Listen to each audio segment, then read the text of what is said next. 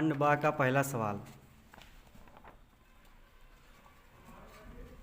बिंदु P -4, बिंदुओं A -6, 10 और B 3, -8 को मिलाने वाले रेखाखंड को किस अनुपात में विभाजित करता है। चलिए इस क्वेश्चन को लगाते हैं।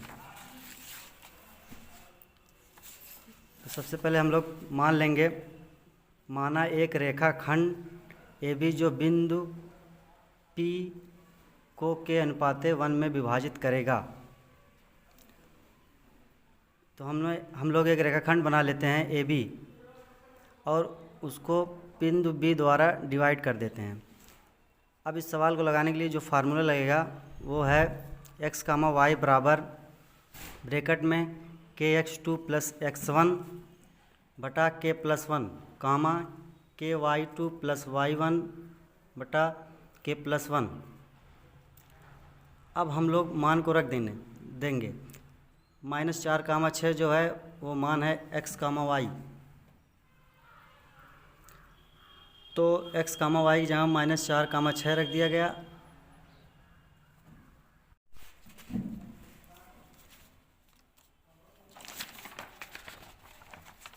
खंड बा का पहला सवाल, निम्नलिखित में से किन्हीं 5 खंडों को हल कीजिए। मतलब हमें 5 प्रश्न को लगाना है यहाँ पर। पहला है का बिंदु P -4, 6 बिंदुओं A -6, 10 और बिंदु 3, -8 को मिलाने वाले रेखाखंड को किस अनुपात में विभाजित करता है। तो पहला सवाल किस तरह से लगेगा देख लीजिए। मान लेंगे सबसे पहले हम लोग माना रेखाखंड AB को बिंदु P के अनुपाते 1 में विभाजित करेगा। तो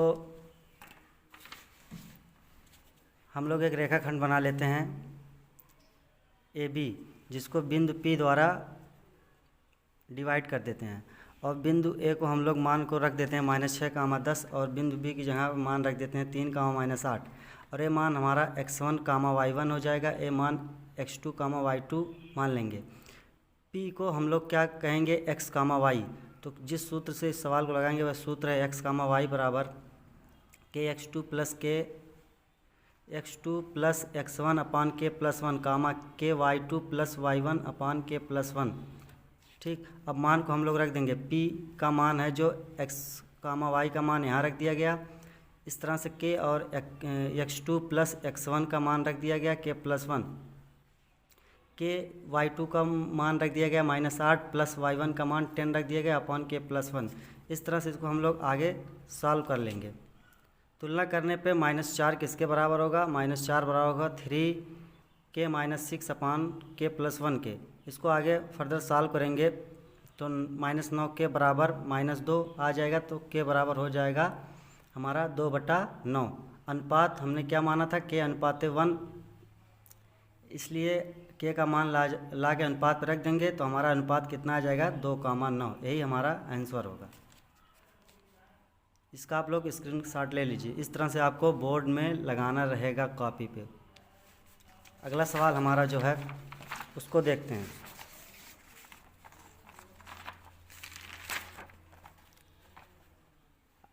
खा निम्नलिखित बारंबारता बंटन का बहुलक ज्ञात कीजिए। तो बहुलक ज्ञात करना हमें, तो इस सवाल को देखिए कैसे लगाते हैं। सबसे पहले वर्ग अंतराल हम लोग कॉलम बनाएंगे। इसमें वर्ग अंतराल एक तरफ लिखेंगे, एक तरफ बारंबारता लिखेंगे। तो हमारा वर्ग अंतराल कितना दिया था 10 से 25, 25 से 40, 40 से 55, 55 से 70, 70 से 85, 85 से 100 और बारंबारताएँ जो दी थी 2, 3, 7, 9, 5 और 4 उसको लगा लिया गया। अब जिस सूत्र से इस सवाल को लगाएंगे तो बहुलक बराबर सूत्र होता है L plus F1 minus F0 अपान 2 F1 minus F0 minus F2 into H। अब बहुलक वर्ग देखेंगे। बहुलक वर्ग किसे कहते हैं, बारंबारता, जिसकी बारंबारता सबसे अधिक होती है उसी को बहुलक वर्ग, जिस वर्ग की बारंबारता सबसे अधिक होती है उसी वर्ग को बहुलक वर्ग कहा जाता है। तो हम बारंबारता में देखते हैं तो ये 9 बारंबारता के सामने का वर्ग जो है 55, 70 है, इसलिए हमारा बहुलक वर्ग क्या होगा 55, 70 होगा, क्योंकि 55, 70 की बारंबारता सबसे अधिक है। और इस तरह से हम लोग बहुलक वर्ग के ठीक पहले की बारंबारता को F0 मान लेंगे और बहुलक वर्ग के ठीक बाद वाली बारंबारता को हम लोग F2 मान लेंगे और बहुलक वर्ग की बारंबारता को F1 मान लेंगे और मान को ले जाके इस फार्मूले में रख देंगे और सॉल्व करने के बाद हमारा आंसर आ जाएगा 60। यही हमारा आंसर होगा। आगे देखेंगे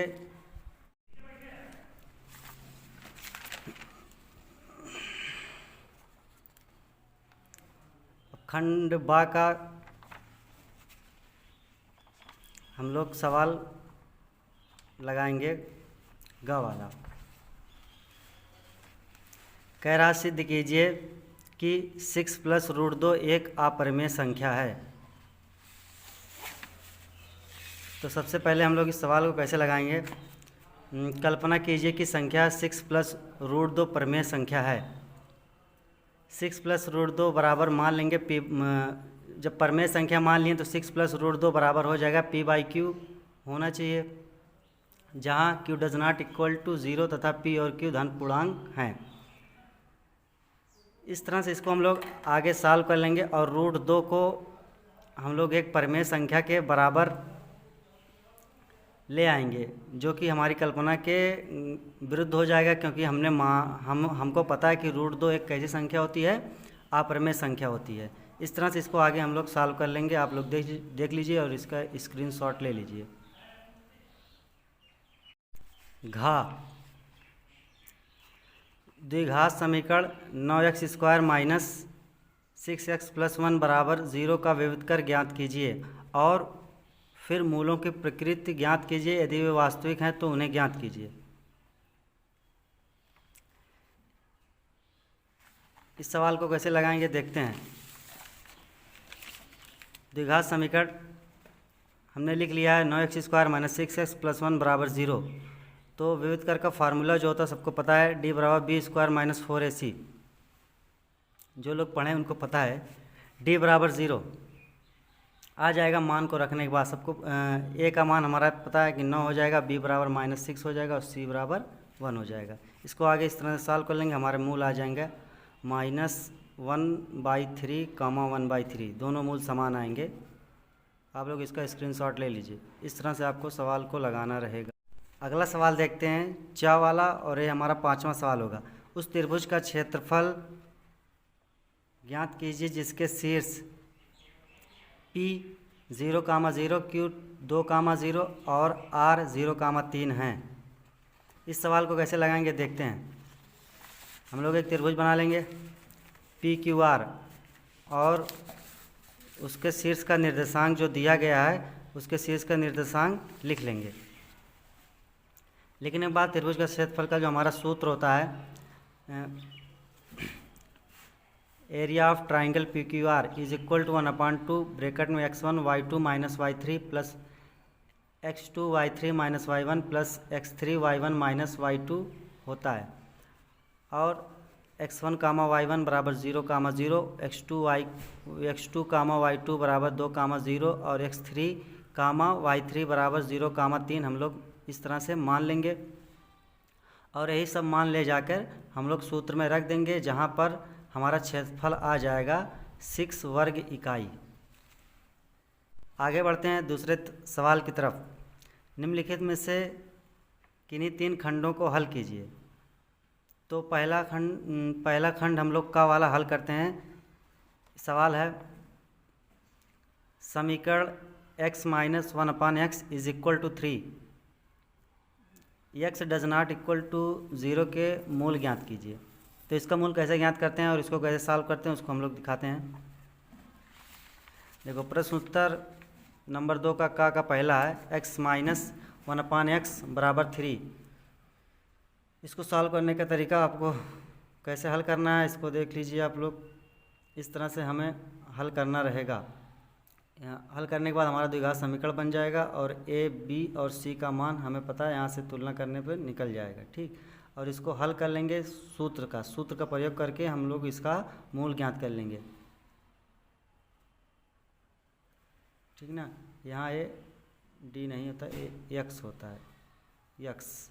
ठीक, हल कर लेंगे और हमारा मूल ये आ जाएगा 3 प्लस √13/2 कामा 3 माइनस √13/2। यही हमारे दो मूल आएंगे और यही आंसर है। देख लीजिए, स्क्रीनशॉट ले लीजिए, ऐसे ही लगाना है। अगला सवाल है खा। एक समकोण त्रिभुज में सिद्ध कीजिए कि कर्ण का वर्ग शेष दो भुजाओं के वर्गों के योग के बराबर होता है। तो इसको कैसे लगाना है आप लोग देख लीजिए, ये हमारा लगा है प्रश्न उत्तर नंबर 2 का खा। इसको किस तरह से लगाना है इसको देख लीजिए और स्क्रीनशॉट ले लीजिए। अगला सवाल देखेंगे दूसरे का घा। घा का पहला, ये ट्रिग्नोमेट्री का सवाल है। साइन 60 अंश इंटू कॉस 30 अंश माइनस साइन 30 अंश इंटू कॉस 60 अंश बराबर 1/2। और दूसरा सवाल है tan 52 अंश इंटू tan 60 अंश इंटू tan 38 इंटू tan 30 बराबर 1। इसको किस तरह से सॉल्व करना है देख लीजिए। पहला सवाल है, पहला सवाल सॉल्व करने के लिए हमें पता है फार्मूला होता है sine A into cos B minus cos into sine B is equal to होता है साइन ए माइनस बी। और यही हमारा LHS जो साइड है सेम टू सेम यही फार्मूला ही लिखा है। तो इस फार्मूले की सहायता से हम लोग जिस तरह से हमारा sine into cos B minus cos into sine B is equal to होता है साइन ए माइनस बी, उस तरह से हमारा साइन 60 इंटू कॉस बी यानी 60 अंश जो हमारा ए के इक्वल है और 30 अंश हमारा किसके है बी के इक्वल। तो इस तरह से हमारा साइन ए माइनस बी अगर इसके बराबर होता है तो इस सवाल जो दिया है इसके इज इक्वल टू हो जाएगा हमारे साइन 60 माइनस 30 यानी साइन 30, और साइन 30 का मान होता है 1/2। ठीक, और उसी तरह से दूसरा भी सवाल है हमारा, दूसरा सवाल भी आप लोग देख लीजिए और इस तरह से इसको हमें लगाना है।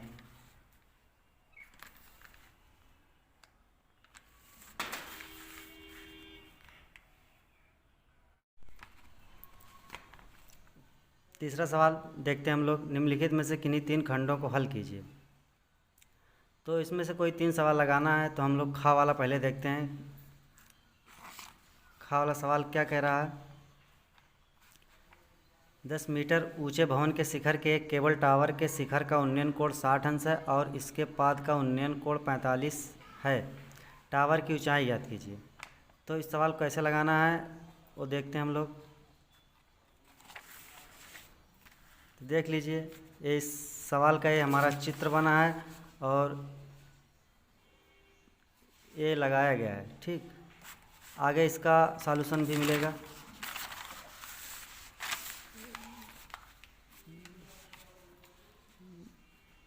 ये आगे यहाँ पर हमारा है, अतः केबल टावर की ऊंचाई हमारी हो जाएगी h बराबर 10√3 + 1 मीटर। यही हमारा आंसर है। अगला सवाल घा, निम्नलिखित समीकरणों के युग्म को वज्र गुणन विधि से हल कीजिए। तो सवाल देखते हैं घा वाला कैसे लगाना है। तो घा सवाल है जो हम लोग समीकरण को लिख दिए, इसका वज्र गुणन विधि द्वारा हल कैसे लिखना है देख लीजिए। ये हमारा सूत्र होता है x बराबर b1 c2 minus b2 into C1 upon a1 b2 minus a2 b1 y is equal to A होता है फार्मूला। और ये जो हमारा होता है द्विघात, ये हमारा जो होता है 2 चरों वाले रैखिक समीकरण युग्म का ये हमारा मानक रूप होता है। इस मानक रूप से तुलना करने पे a1 का मान हमारा कितना आ जाएगा 2 और b1 का मान आ जाएगा y का गुणांक 1 और C1 का मान आ जाएगा इधर +5 उधर जाएगा -5। इस तरह से हमारा a2 का मान 3 हो जाएगा और b2 का मान y का गुणांक हमारा 2 हो जाएगा और C2 का मान -8 हो जाएगा। और इस फार्मूले में ले जाकर हम लोग मान को रख देंगे और x का मान हमारा कितना आ जाएगा 2 और y का मान 1 आ जाएगा। अतः हमारा आंसर कितना आ जाएगा x, y is equal to आ जाएगा 2, 1। इसी तरह से आगे बढ़ते हैं और चौथा सवाल देखते हैं, निम्नलिखित में से किसी एक खंड को हल कीजिए। तो निम्नलिखित समीकरणों को युग्म को हल करना है हमें।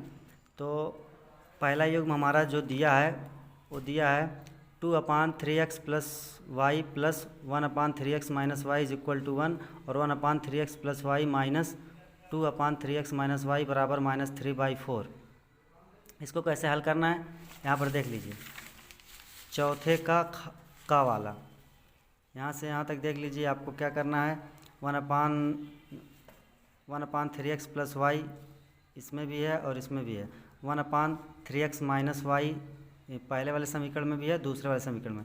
इसके बराबर हम लोग a मान लिया और इसके बराबर कितना मान लिए b, और मान के इसको आगे एक नया हम लोग द्विघात नया हम लोग दो चरों वाला रैखिक समीकरण का युग्म बना लिए और इसको हल कर लिए, विलोपन विधि द्वारा इसको हल कर लिया गया। और यहाँ से हमारा a का मान आ गया 1/4 और b का मान आ गया 1/2। और जो पहले माना गया था जिसके बराबर a और b माना गया था, उसी के बराबर अब ले जाकर मान को रख दिया गया। a की जगह 1/4 रख दिया गया और b की जगह 1/2 रख दिया गया। इसको फिर आगे से एक नया दो चरों वाला रैखिक समीकरण का युग्म बनाया गया। बनाए जाने के बाद फिर इसको हमने विलोपन विधि द्वारा हल करके x का मान 1 निकाल लिया और y का मान 1 आ गया। तो हमारा आंसर आ गया x, y बराबर 1, 1। देख लीजिए आप लोग, इसका स्क्रीनशॉट ले लीजिए, इस तरह से आपको लगाना है। आगे बढ़ते हैं और 5वें सवाल की तरफ, और हमारा लास्ट सवाल है। तो 5वें का कोई एक खंड हमें लगाना है, तो का वाला देखते हैं। तो का वाला सवाल में क्या कह रहा है, कुछ निश्चित संख्या के छात्रों में 300 सेब समान रूप से वितरित किए जाते हैं। यदि 10 छात्र और आ जाएं तो प्रत्येक छात्र को मिलने वाले सेबों की संख्या में 1 की कमी हो जाती है। छात्रों की संख्या ज्ञात कीजिए। तो इस सवाल को किस तरह से लगाएंगे देख लिए। तो सबसे पहले हम लोग मान लेंगे, माना छात्रों की संख्या n है। एक छात्र द्वारा प्राप्त सेब कितना हो जाएगा, 300/n। यदि 10 छात्र और आ जाएं तब कुल छात्रों की संख्या n+10 हो जाएगी। अब एक छात्र द्वारा प्राप्त सेब हमारा कितना हो जाएगा, 300/n+10।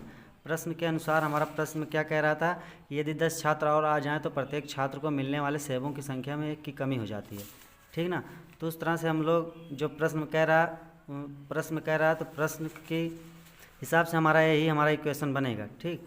और इस इक्वेशन को आगे जब सॉल्व करेंगे तो हमारा कितना आ जाएगा, n बराबर 50 और n बराबर माइनस कितना आ जाएगा, -60। यह मान रहेगा क्योंकि छात्रों की संख्या ऋणात्मक नहीं हो सकती, अतः कुल छात्रों की संख्या हमारी कितनी आएगी, 50 होगी, और यही हमारा आंसर होगा। इसका स्क्रीनशॉट ले लीजिए, ठीक।